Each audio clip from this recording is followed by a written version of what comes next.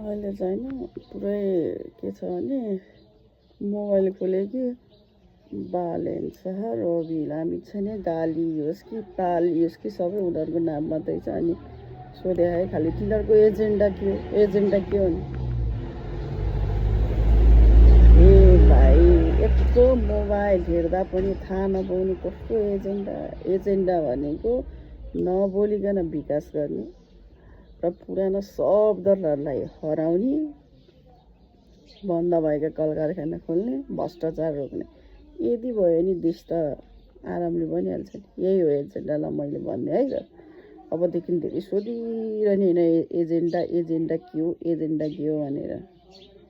अनि त्यो केपीको र गगनको एजेन्डा चाहिँ के केपीले ग्यास वितरण गरेर घर उडाइदिने सबैको, अनि